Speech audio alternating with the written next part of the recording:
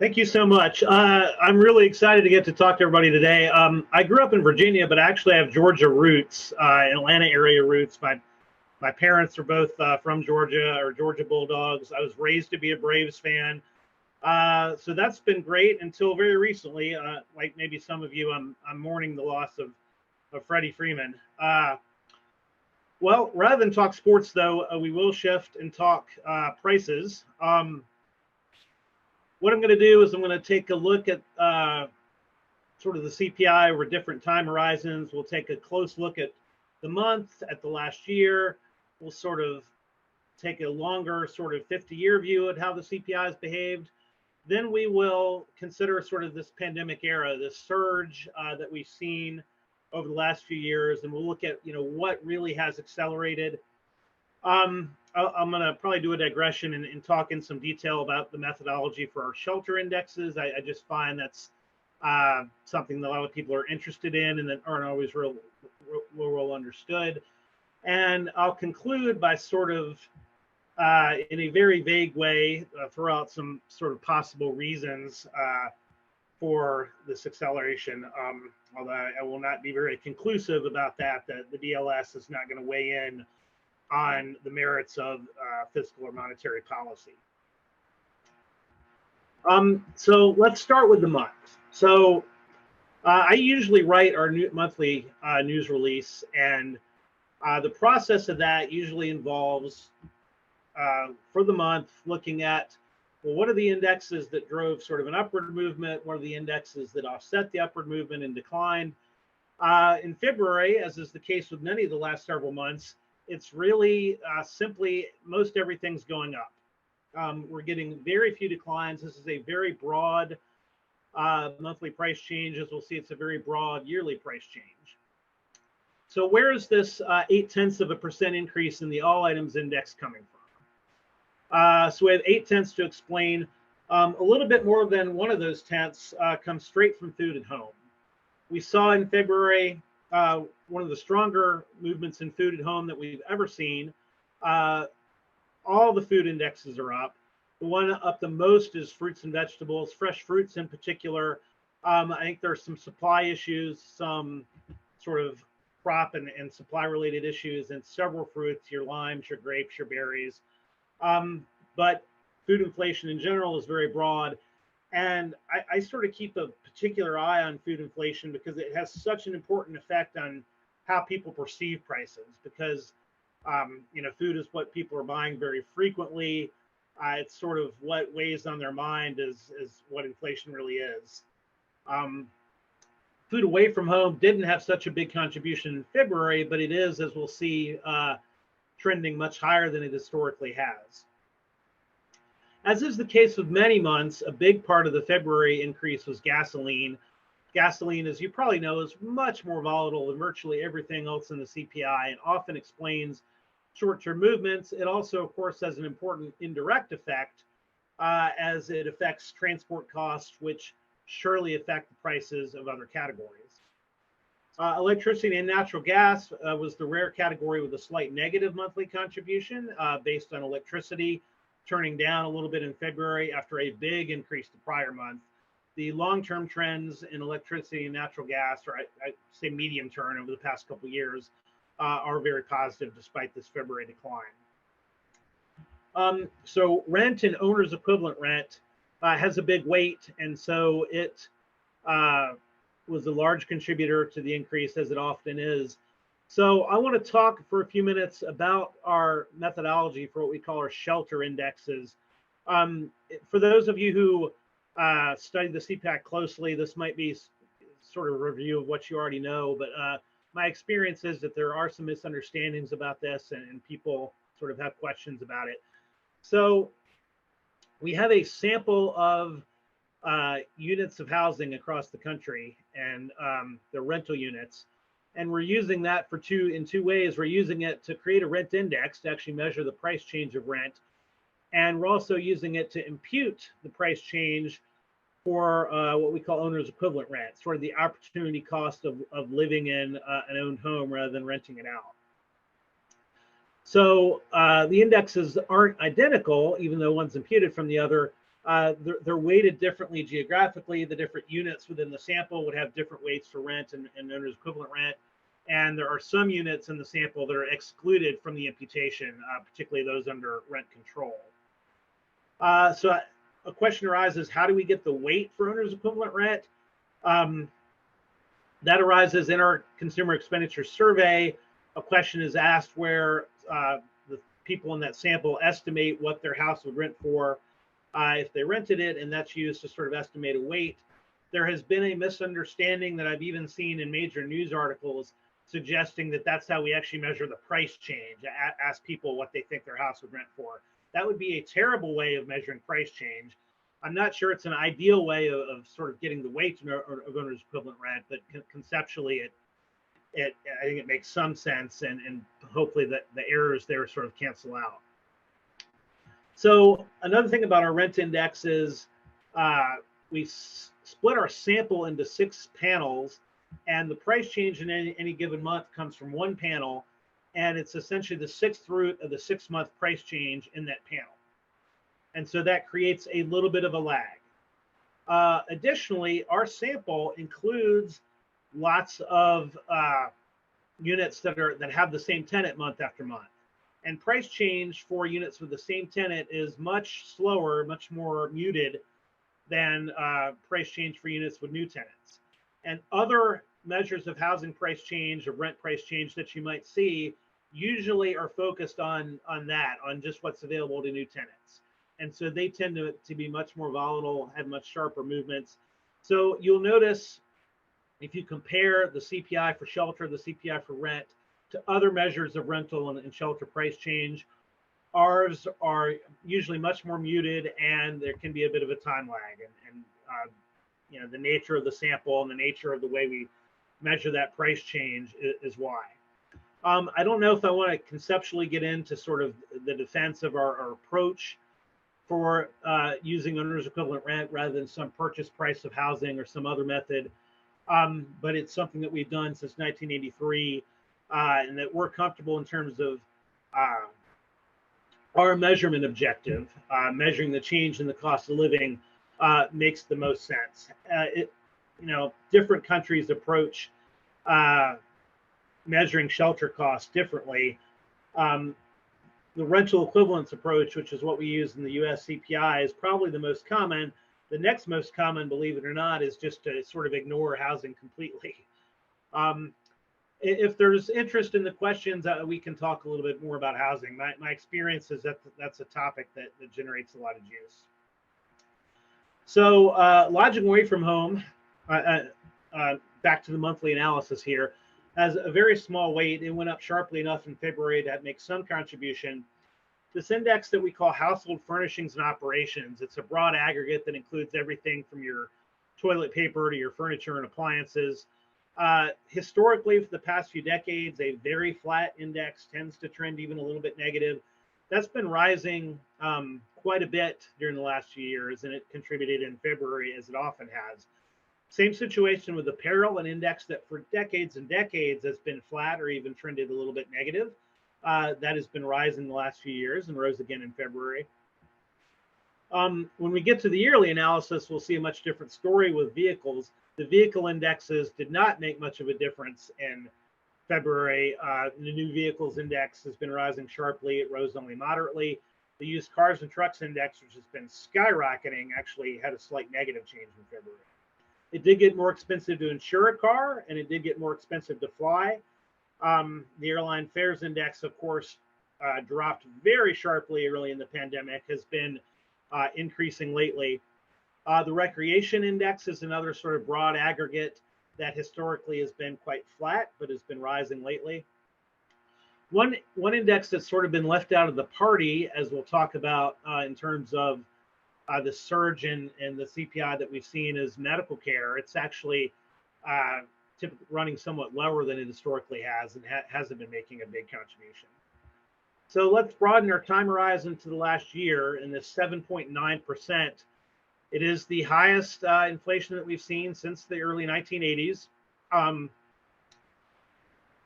You know, we probably have a range of ages here. My age is such that sort of the first economic stories I ever remember hearing about were all about inflation. Inflation was sort of the only economic stuff you would hear about on the news.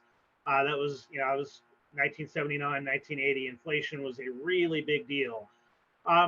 We haven't had that since, but this is as close as we've come, as we'll see in a minute when we look at sort of the long-term trends. We have nearly 8% worth of all items inflation to explain here.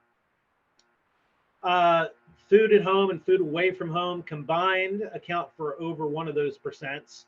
Not exactly the perfect grammar, but you know what I mean. So we've discussed food at home. It's historically running much higher than it has in decades. Food away from home, the same. We've seen acceleration in all types of restaurant prices. And it's actually being dampened a little bit because food away from home includes food and employee sites and schools, and sort of a proliferation of free lunch programs has actually pulled that down. But if you looked at just what we call limited service and full service meals, those indexes are both way up above their historical norms.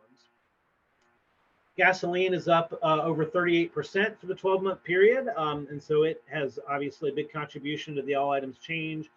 Electricity and natural gas, which historically haven't been nearly as volatile as gasoline, have risen sharply as well, especially natural gas. The shelter indexes have been accelerating recently, and they are an important factor in the 12-month change and something to keep an eye on. Rent and owner's equivalent rent combined for about a third of the weight of the CPI. So they're always going to have a big impact, whether it's sort of pulling things down or pulling things up. Lodging away from home with a very small weight has risen sharply enough to have a contribution. Household furnishings and operations, like I mentioned before, contributing nearly 0.5%. That's probably more than that index has ever contributed. Apparel, not a huge contribution, but one that's typically been negative. Moving over to the vehicle indexes, we see new vehicles is accounted for more than 0.5% or almost 0.5% worth of all items change. Used cars and trucks, more than 1%. That to me is extraordinary when you think about it. The prices of used cars and trucks alone have caused the all items index to rise more than 1% over a 1-year period. Smaller contributions from motor vehicle insurance and airline fares. Recreation, again, in contrast to its usual behavior with a positive contribution. Medical care has risen, but if you were looking at sort of past behavior, medical care would have been a much larger share. So that's sort of where we're coming from over the year.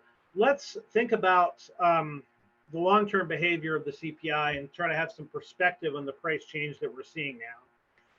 So this certainly still isn't, it's not like the greatest inflation ever. It's probably the highest inflation of many of our lifetimes. But it is the highest that we've seen since the end of the really rough period in the 70s, late 70s, early 80s, of very high inflation. And of course, that was on the heels of a similar inflation area earlier in the 70s. So what can we say about sort of some of these different peaks?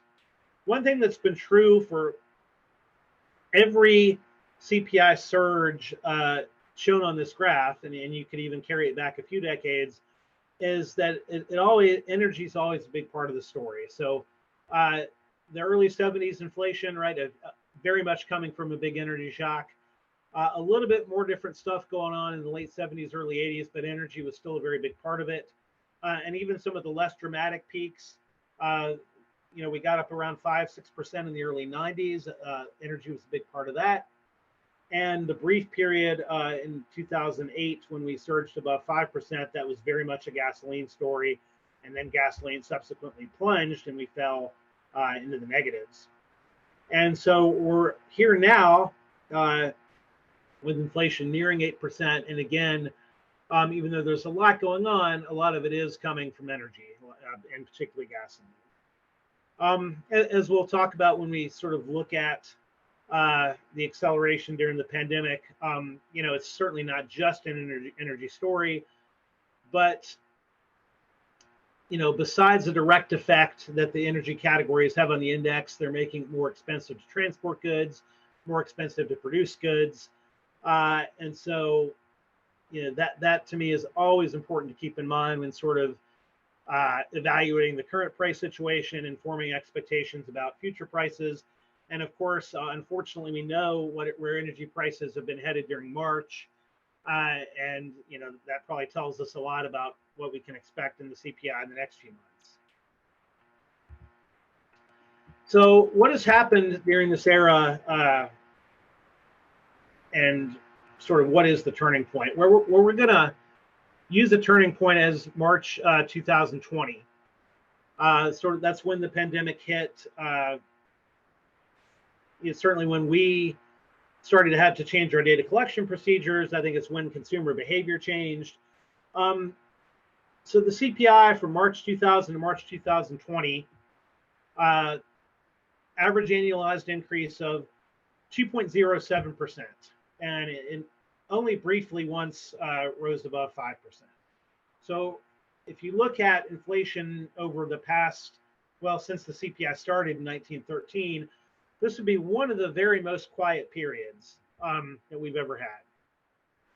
And I think, it became just sort of the accepted norm for most of us. Many of you have been economists for a few decades. Probably maybe inflation hasn't been a big part of your picture, a big thing on your mind for a lot of that span, just because it has been very quiet for whatever reason. But that has changed since the pandemic started. So from March 20 to February 22, the annualized increase is over 5% for the all items index. And as we know, the current 12-month change is 7.9 and actually 7.87. As a bonus to you guys today, I'm giving you an extra digit of precision from what we actually publish. So that's what we're looking at. And let's look in a little bit more detail. Let's start with food. So food at home is about 7% of the weight of the CPI. Food away from home is similar weight. So together, overall, food is about 1/7 of the weight of the CPI. But in terms of, I think, sort of the psychological impact and the way inflation is perceived, it's much greater than that. And we have seen a very sharp acceleration in food prices from over the past few decades, annualized increases of around 2%, with actually not a lot of volatility. Food away from home isn't volatile at all. And food at home, even though historically it's had some volatility, really the past few decades has been fairly steady. So not a lot of sort of unpredictable surges in food prices. Occasionally in specific categories, when there is, some sort of specific crop or disease issue, we'll see a surge in certain food categories, but really a very quiet few decades. Well, since the start of the pandemic, food overall, nearly 6%, food at home a little bit more, food away from home a little bit less. Food away from home would be higher if we sort of excluded those food at schools. And I think this is definitely hitting people psychologically. I know I'm getting a lot of interview requests about food prices. A lot of people really feeling frustrated by the food price increases that they're observing. Certainly one reason for this are the higher energy costs, which are affecting transport costs. There are some definitely supply chain issues in food that there have been over the past few years. So we'll keep an eye on this. As we said, we looked at the February numbers. Food at home in particular was accelerating in February. It'll be interesting to see if that acceleration continues. If it does, that will, I think, make particularly the psychological impact on consumers of price change even greater. So as we've mentioned a few times, energy, really important thing to keep in mind. Both for its direct effect, but also the indirect effect, which we can't exactly quantify. I wish I could. I wish I could say that our data suggests that X% of inflation is indirectly caused by higher energy prices, but we can't quantify it. But we know it's there. So let's look at this acceleration. Energy, of course, is always volatile. But if you average it out for the 20-year period before the pandemic, it increased on average a little bit less than 2.5%. Gasoline only 2.2%. Obviously, huge acceleration since. So this is, nearly a 2-year period with an annualized increase of 24% for gasolines, over 16% for natural gas. Even by the standards of gasoline and natural gas, which have historically been quite volatile, there's a really big movement. And of course, if we were doing this talk next month after the March data came out, these numbers would probably be even more dramatic. Okay, let's talk about what people usually call the core. We're sort of snobby in BLS. We don't like to use that term. We like to say a mouthful, all items less food and energy. And of course, this is anecdotally what the Fed is more focused on. It is arguably sort of a better measure of sort of underlying long-term inflation in the economy, since you're taking out some of the volatile parts. 20-year period before the pandemic hit actually came in just a little bit less than 2%. So boy, if you had a 2% target, you got to be proud of that figure. It's neatly doubled to about 4% since, and of course right now it's running at 6.4%. So very sharp acceleration. A little bit of acceleration in shelter. It dipped early in the pandemic. It's been accelerating since. We saw a 0.6% increase in the rent index in February. It's the highest we've seen in a while. I think there's concern that continued acceleration in shelter could really exert a lot of overall inflationary pressure. Household furnishings and operations. Again, this is your paper towels and your tables and your appliances, even your little decorative items.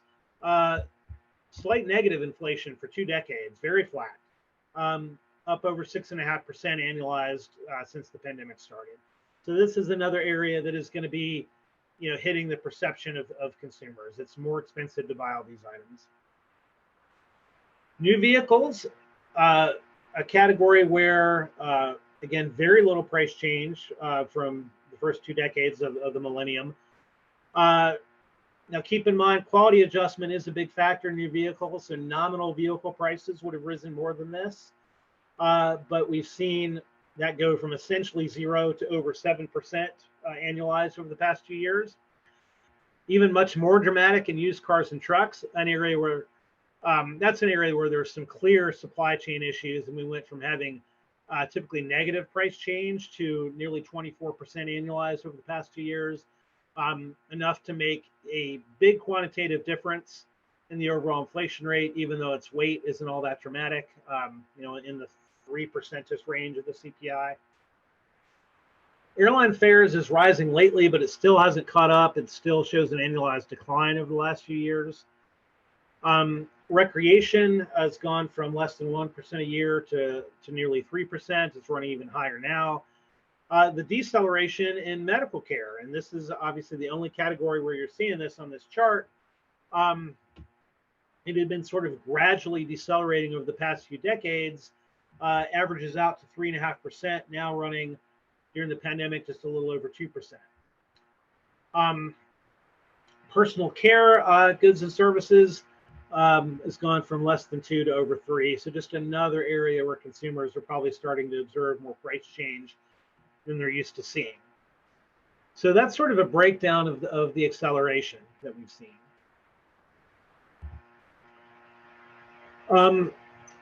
So let's talk about a little bit about what could have caused this. And I have to say that I can't get into the policy issues, and I don't want to sort of argue for some of these causes over others, but I just want to throw ideas out there. When we think about what happened when the pandemic hit, that was a major change, not only in consumer behavior, but in sort of our whole economic system. We had to devote more resources to essentially avoiding disease and less resources to producing goods and services. there are lots of just sort of slack resources in the economy because things were closed. Uh, so we can think of, I think, the pandemic as it hit as sort of a general supply shock. Along with that, we can look at specific supply shocks in different sectors. So a good example of this would be used cars and trucks. So the supply chains that feed into the consumer market for used cars and trucks were disrupted in multiple different ways. One is that the auctions themselves that were conducted just couldn't occur for several months. Another is that the lease car people were staying on their leases, and cars were not sort of entering the used car market from the leases being up. Additionally, car rental companies, cars weren't flowing into the used car market from there. And so all these things combined gave us a real shock in the used car sector and the very high inflation that we saw there. So, I mean, that's one category where we can really identify some specific causes that are largely related to the pandemic. And as we've seen with the other inflationary periods in U.S. history, part of the story is at least somewhat of an exogenous energy shock. If we look at international crude oil prices, those have surged. One could argue that this isn't completely exogenous, certainly, but to a lesser extent than we saw in the 1970s, perhaps. Some of the story is simply a surge in energy prices, and of course, that has both a direct and indirect effect. Those are all supply factors, and to me, when I think about price change, I start with the first model that I learned in economics, right? The supply and demand curves intersecting and giving us an equilibrium price level. And certainly, we can think of these factors as causing a leftward shift in the supply curve and a higher price level. Some things with demand as well. The demand, of course, has been sort of a complicated thing during the pandemic, sort of falling through the floor in the early months. As there's a lot of things that we weren't able to consume. But after months and months of not being able to consume, when things started opening back up, we saw a surge in consumption activity in some areas. And of course, we have had what could be called highly stimulative fiscal and monetary policies over the past few years. I think there's been, for better or for worse, a decision to take the pain in terms of higher prices rather than sort of collapsed demand and high unemployment. If we looked at other economic data, of course, we would see a lot of things characteristic of a heated up economy, right? We'd see low unemployment, we'd see upward wage pressures. At least compared to the early part of the pandemic, we would see higher output. So we have sort of this intersection of supply and demand surges and that we haven't seen in many decades. Different economists would place different levels of importance on different factors. But from my point of view and from what I've observed in the data and the way I think about economics, that's sort of a synopsis of what I think has happened and what explains part of this sort of unprecedented in the last several decades change in the dynamics of prices. So I guess that's a little bit shorter than I thought that I was intending to go, but I'm hoping there's some questions out there and some more things we could talk about. I'll turn it back over to Michael. Absolutely. Thanks, Steve. And you have your kind of last slide there talking about inflationary expectations. So why don't we use that as the jumping off point? In Steve's got the magic wand or king for the day, whatever you want to scenario you want to paint. But how do you think this unfolds as we move through 22 and into 23? Maybe even hit on the base effects, because that's something that gets talked about a lot. So hit on a couple of those again. How do you think this unfolds? So I have to issue the caveat that we're very careful in BLS to not be all about projections and telling people what to expect in our numbers. So I'm going to be maybe not extremely candid. And also this is Steve's view and not BLS's view, and all those sort of caveats as well. All those caveats, certainly. Well, I mean, I think you have to start with the international situation right now, right? You have to start with not only the energy shock that's being created and that we're seeing at the pumps, but also I think the additional economic disruption that causes, the uncertainty it causes. So, I mean, this is a major economic event, unfortunately, and probably not one with very happy consequences. So just looking at the numbers, if we see a huge surge in energy prices, and we've certainly started to see it the last few weeks, just the math of that is going to push the CPI even higher. I can't begin to guess at how severe that's going to be or what turns that situation is going to take. But certainly, if I was trying to do sort of economic forecasts and form expectations about the economy in general or about the CPI, I would be focused on how that unfolds, how much energy prices pushed up, how much economic disruption does it cause. So we'll see what the news is there. I have to confess that I've sort of adopted a policy where I just don't watch the news a whole lot to sort of protect my mental health. So I don't necessarily even know the latest on that situation, but that is what I would be focused. Yeah, probably not a bad plan, Steve. Or as I joke with clients and folks regularly, is sometimes you're better off to watch the Cartoon Network than the network news. Nothing against the network news, just that at least you'll get some, comedic value out of the comedy stuff. All right, so a couple of questions, kind of a little specific to some of the points you've already talked about. So you talked about new vehicle prices. Is that based on the kind of MSRP, the manufacturer list, or is that actual prices paid?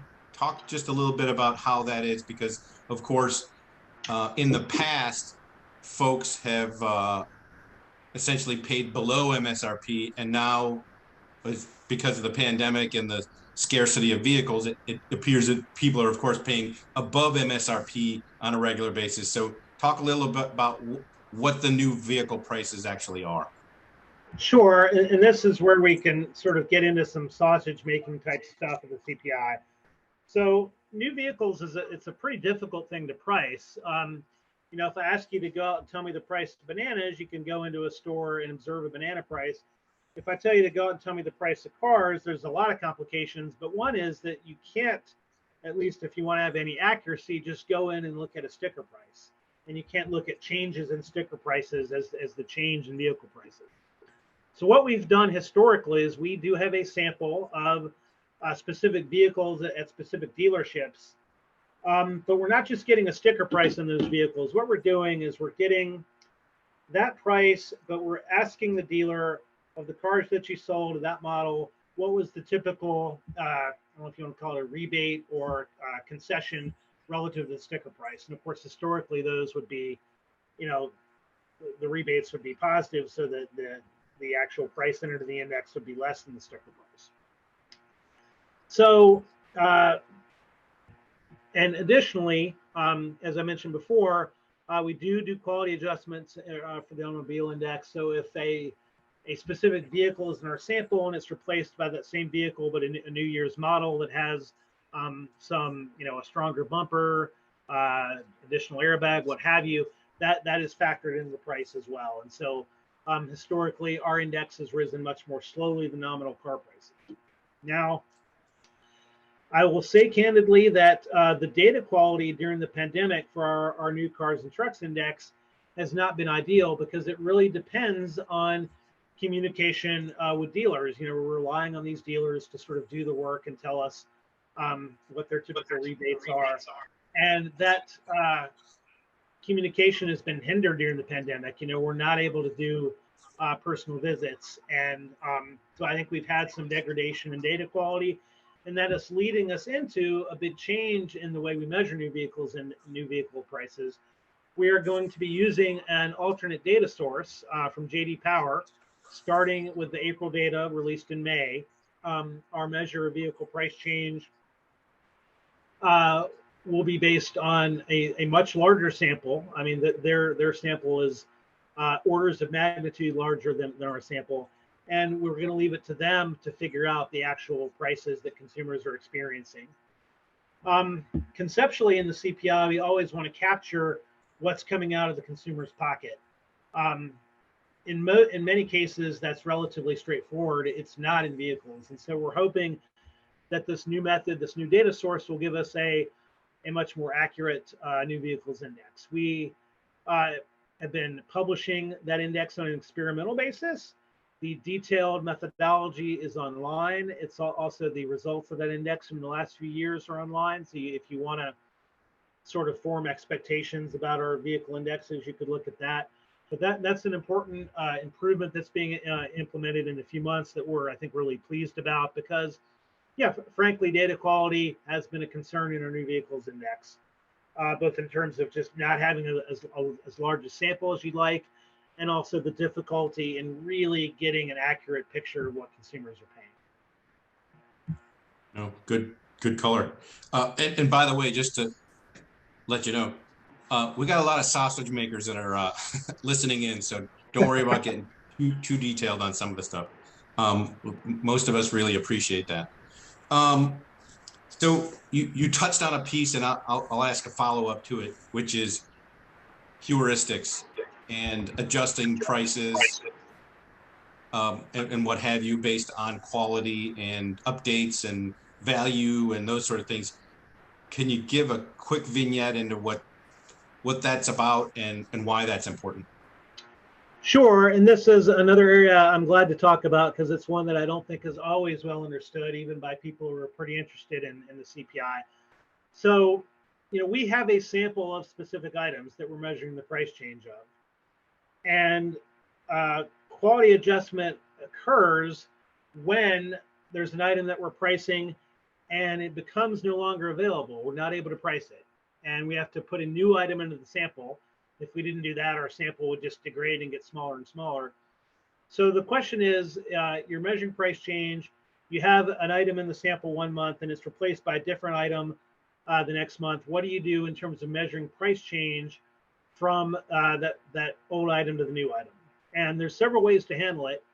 If the items are similar enough, you can just essentially ignore the change and pretend they're the same item. So if it was a yellow sweater we were pricing and it's replaced by the same sweater in blue, we would probably just treat it as the same item. In other cases, the items are going to be so different that you can't possibly sort of quantify it. And that's where we have to use some version of imputation, where imputation is, to me, a fancy word where you're sort of throwing that quote out for the month and you're just assuming its price change is the same as the price change for a group of quotes that it belongs to. The more interesting scenarios in between these, when you have a way where you feel like you can quantify the difference between the two items. And there's different ways to do that. A common way that you might have heard about are hedonic regression models.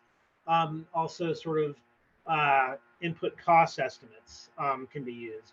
But for things like vehicles, computers, some different kinds of electronics, lots of apparel categories, we're going to use this, what we call direct quality adjustment, whether it's an hedonic model or something else. But we're going to, in some way, estimate the difference in quality, put a value on it between the old item and the new item, and use that in terms of computing price change. So there's different scenarios. So the simplest form of this kind of adjustment isn't really a quality adjustment, it's a size adjustment. So you might have heard this catchphrase of shrinkflation. I've had Good Morning America interview me twice about shrinkflation in the last year.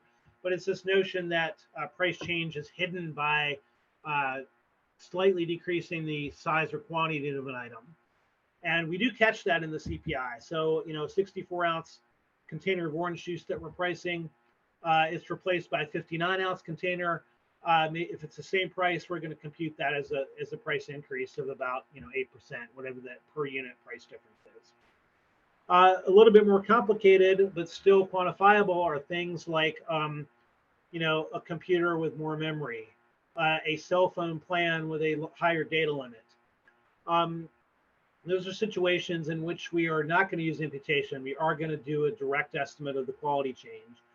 So, for instance, I think it was March 2017. I might have that wrong, but there was a big decline in the index for wireless telephone services, and that arose largely from a quality adjustment based on higher data limits on major plans from some carriers.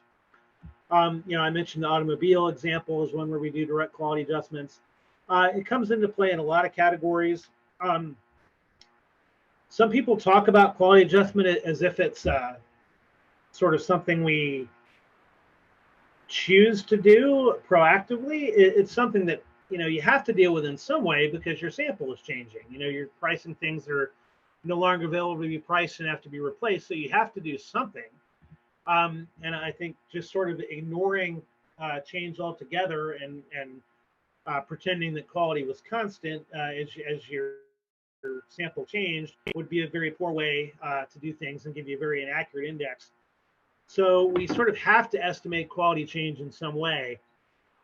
We've looked at sort of the details of different quality adjustment methods and found that they don't have a huge quantitative impact on the index when we switch from using different kinds of adjustment methods. So I think it gets a little bit overstated in terms of it being sort of a big factor in the change in the CPI. And there are sort of conspiracy theory minded folks who argue that we use quality change as a way to pretend inflation is a lot lower than it really is. I can strongly attest that that's not accurate. So that's sort of a summary. Anything more specific on that? No, but that really does cover it. And you hit on a couple pieces. One being the nefarious, and I use my air quotes there for the folks that are just listening in, nefarious, BLS people that are out there just trying to hide inflation somehow, no matter what the administration is, somehow that's something that the boogeyman's doing behind the curtain. I will add in that I've met quite a few folks from BLS and BEA, and these people really want to get things more right than us as business economists and market participants. They really want to get it right, and so these changes that you were just outlining and talking about are real on many levels. But it's also not random how you guys choose prices. And again, having learned a little bit of this in the past, I know that it's very specific. It's a Toyota Corolla. It's not just, hey, a random car or a random loaf of bread or a random coffee. It's very specific. And again, trying to monitor those price changes. But then to your point, those things change over time. And the product changes and the size changes and the quality changes. And how do you factor all that in? So really good color there. Appreciate that. Yeah. So a couple more pieces along the housing line. One was basically trying to understand housing's contribution to inflation going forward, and to what extent really some of these rent increases that have already occurred are baked in the cake as far as looking out a little bit further. So kind of your view there. And then the other one was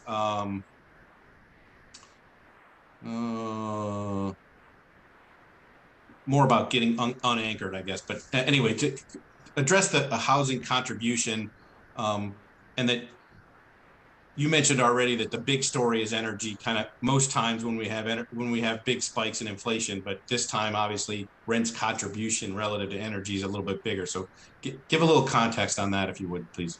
Yeah, I mean, so the biggest thing to keep in mind is that shelter, rent and others combined make up most of shelter, with lodging away from home a small part of it. Shelter is about a third of the CPI. So just its raw direct impact is going to be very important. And I think that corresponds to the world. A lot of people's major monthly expense would be the rent. So it makes sense that it's quantitatively important.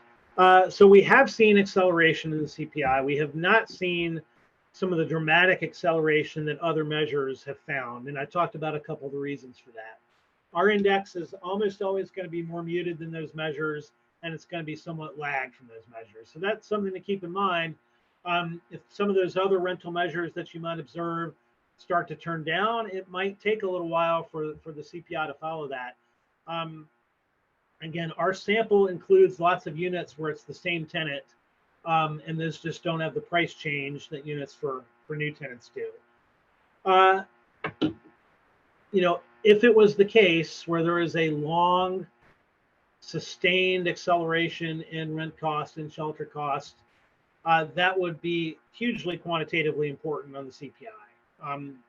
It's a third of the index, so I don't particularly have any sort of forecast or predictions that I can share, even if I wanted to. I do think it's important for anybody who's looking at that to sort of understand pretty carefully how our measure works, because it is different than other measures that are sort of out there. Again, go ahead. Go ahead. I was just going to say, so you mentioned other measures to get kind of a question that's right behind that. PCE versus CPI, and there's differences, and everyone can go out there and find those differences. But can you just talk about from a collection and a coordination standpoint, like how much coordination is there between PCE and CPI as far as the some of the pieces that do overlap? Sure. There's a lot, in the sense that PCE is using a lot of CPI data, right? So PCE is not doing its own pricing survey. It's getting its data from somewhere, and that somewhere is usually the CPI. Now, not for all categories. They do have some other sources for certain categories. But to some extent, what they're doing is taking a lot of our indexes and reweighting them. And of course, they have a different scope and different weights, and those effects are important. And in some categories, a different data source. But yeah, I'm not sure that's well understood that a major data source of the PCE is the CPI, and we do work with BEA. We consider their needs. So I mean that's the most important connection to understand, is that a major data source of the PCE is the CPI. Differences in those indexes come from several places. I think there's good articles online that sort of break that down into the scope effects and weighting effects and so forth. I think they, in the long run, are going to have quite similar movements. And when they don't move similarly, usually it's possible to pin down why. And it's often because there really is a different scope. Yeah. So one question about the oil, I guess global oil prices, and the Chinese and the Saudis recently indicating that they might do their trade priced in yuan versus the dollar. What effect would that have on U.S. inflation? And it's okay if you say that one's outside of your scope. Yeah, I think I'll pass on that. I think that's outside both my expertise and the kind of thing that I would want somebody from the Bureau to try to speculate about. Sure.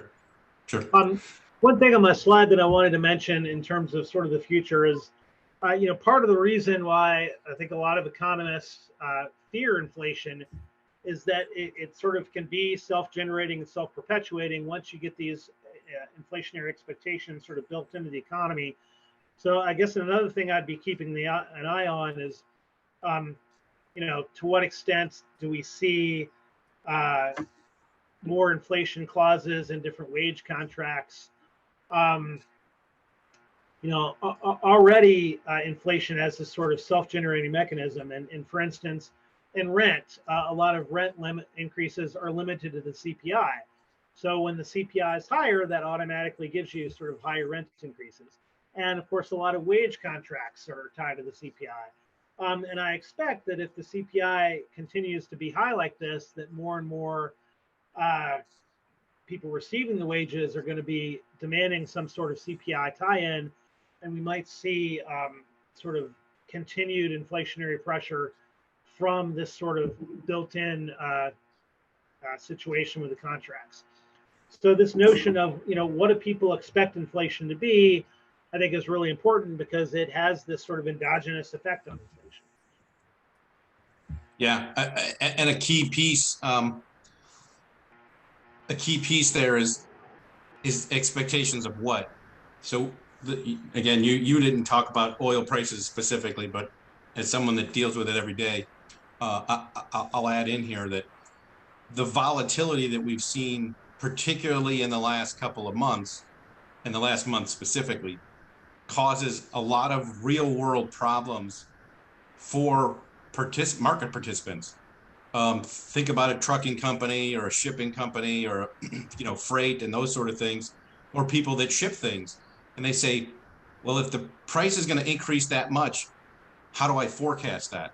That's one part. And then the B part of that is, I can't really hedge it because prices moved all over the place. So that volatility really does bad things for market participants, real world companies trying to ship things and do their everyday, we make something and send it to our customers. So that's another piece that I think people are kind of failing to recognize here. And they, it's inflation expectations, but inflation related to what? And again, in the case of energy, which you already highlighted, it is a big piece. So that was more of a statement than a question. I agree. I mean, I think any sort of volatility and uncertain economic conditions just really complicates a lot of productive economic activity. It just makes life more difficult for a lot of people who are sort of generating economic value. And yeah. that's one reason why, inflation is such a concern. And, one reason why, as much as we'd like to, we can't pretend these international disruptions don't exist. Yeah, no, they're very real. Yeah. Let me throw in a quick plug for our other BLS price programs. I hope people are somewhat aware of them.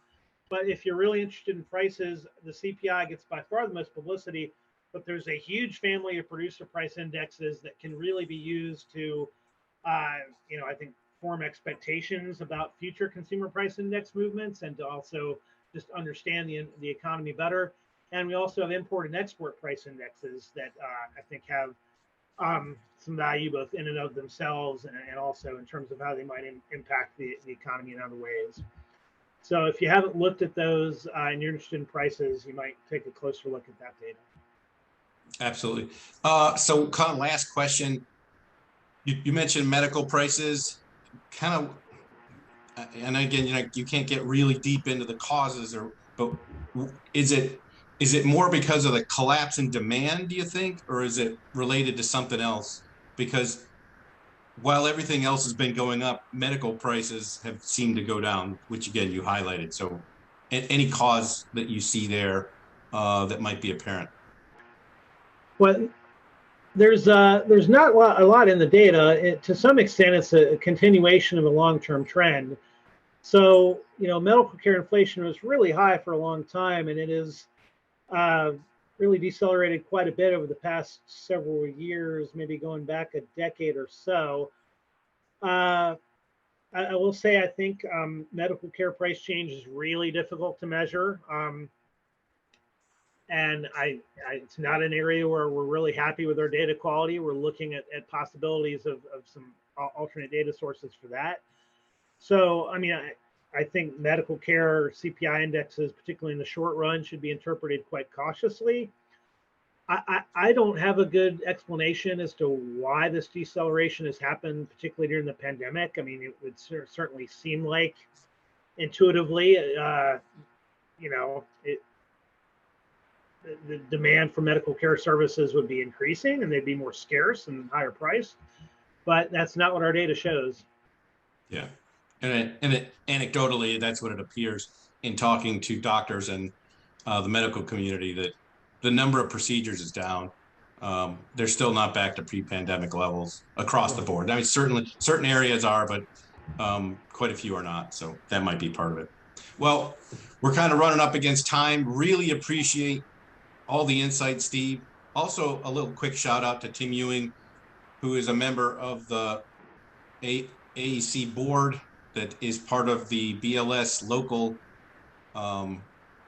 Atlanta team, and he was able to, secure you. So really appreciate that part. And then last, a little plug for next month, the April 13th webinar. We will have Mervin Jabaraj, who is with and runs the University of Arkansas Economic Forecasting Center, among other things. He's going to deal with housing inflation. So again, housing prices and this inflation theme that we've carried through this whole season. So that's an exciting thing. And he's a great expert and has a lot of knowledge. He's also going to talk a little bit like Steve did, that some additional data or new data that's coming into things.